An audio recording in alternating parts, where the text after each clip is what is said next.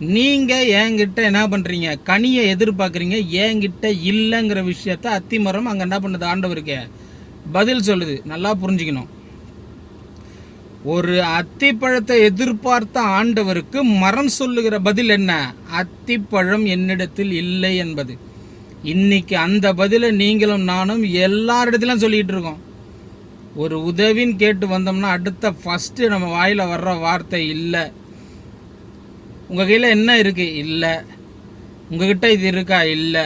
குடும்பத்தில் அரிசி இருக்கா, இல்லை. எண்ணெய் இருக்கா, இல்லை.